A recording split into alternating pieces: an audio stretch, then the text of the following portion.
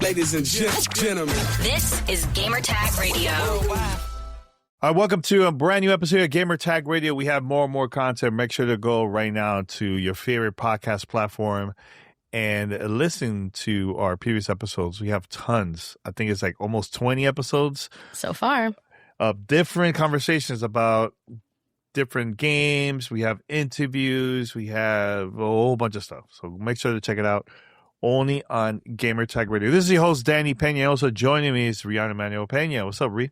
Hello out there. I'm really excited for this one. This is at the top of my game of the show list for Summer Game Fest hands-on. So I'm really excited to get into this conversation.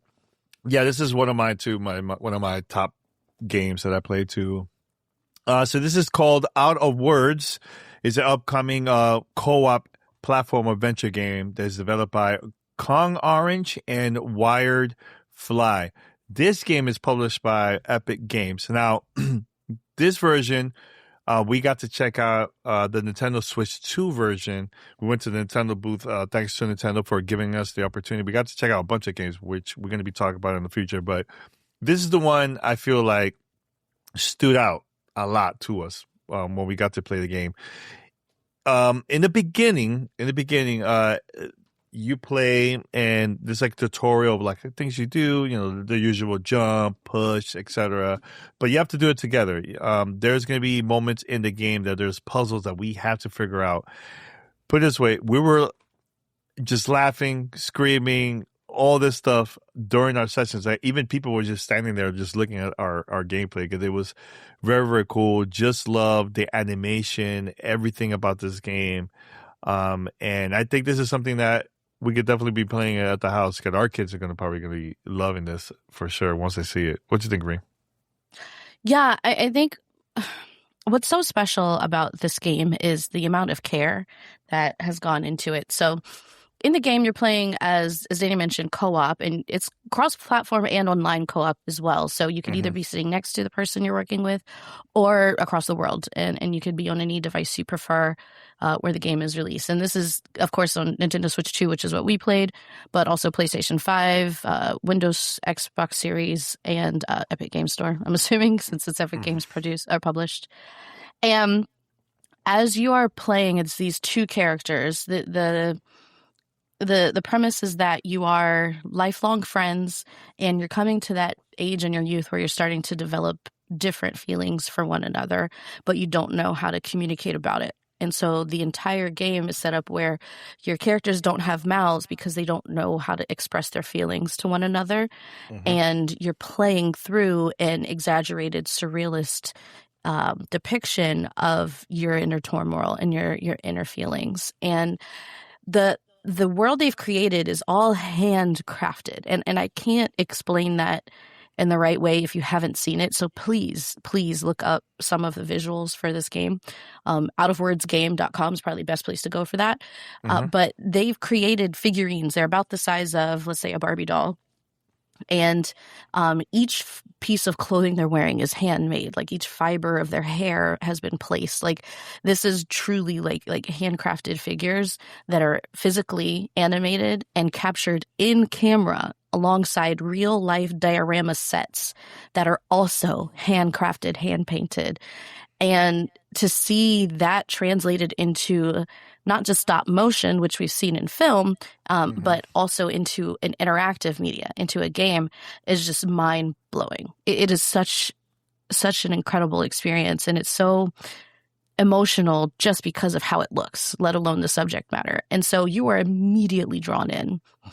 And these two characters are like venturing through these other worlds, and you are like kind of bending your mind and stretching your puzzle solving thinking, because things that shouldn't be able to happen in real life happen here, right? Like at one point, Danny and I are, the two characters walking along, and one of us grabs a ball of light, and all of a sudden they shoot to the ceiling.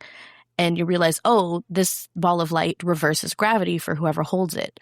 Well, then we have to get through the next several levels with this ball of light that is reversing gravity for half of us. And so you have to time things and communicate so that you can jump and like hover for enough time to get to the other side of a chasm or to run away from something that's chasing you. And all this time you're sort of hacky sacking this ball of light back and forth or hot potatoing. So like there's really cool puzzles that are obviously my jam as a puzzle game lover, but also such an emotional storytelling because it's almost like that ball of light is like the subject of the conversation. It's like, I don't want to talk, you talk. It's like, no, I don't want to talk, you talk. And so you see the parallels between the storytelling and the gameplay so clearly, and it's just beautifully executed in a way that I just cannot wait to see the whole game, because even that little small demo that we got to play for 20 minutes has stayed with me for days. And as I said, it's up there for a game of the show for me. Yeah, and for those who are listening to this podcast, we also have a separate audio, which I highly recommend. The person I think is part of the dev team that worked on this game, giving us like a explanation about the game and history, and which I highly recommend for you to check it out. So he was talking while we were playing the game. That part about the gravity, that was something unique and pretty cool. Because at first we couldn't figure out. He wasn't going to tell us. No. He just told us, hey, make sure to press the right time. He said something like, he gave us hints, and then we figured out, like, okay. But we were going back and forth like, okay, Ree, it's my turn. It's your turn. It's my turn. But we were trying our best to protect each other so we don't fall and we don't have to go back and start from scratch. But once we figure out things that you do in this game, oh my God, it is so cool. I am so excited to play the full version of this. And let me ask you this, Ree. There were so many different games that we got to check out. Why, to you, this one stood out to you the most out of all the games you got to check out during Summer Game Fest?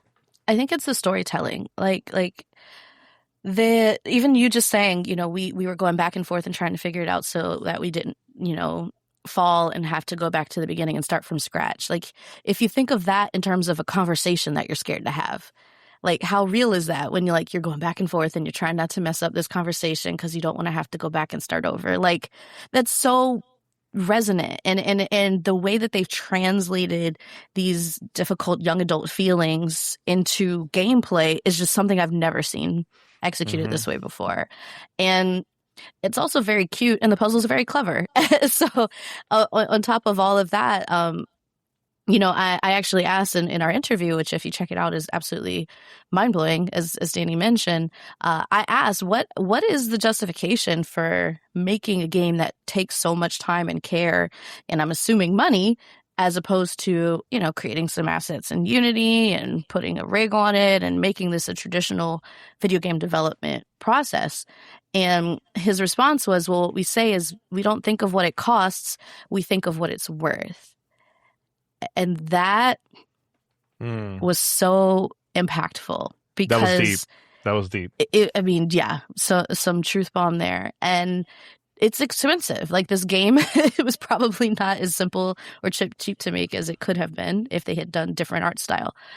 But it does touch you in a human way because you can see the human hands at work. You can immediately imagine, the frogs that are now these gigantic, scary, looming creatures that you're trying to sneak away from, like a topic you don't want to broach yet.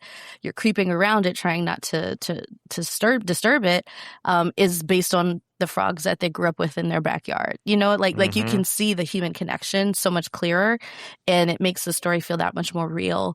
And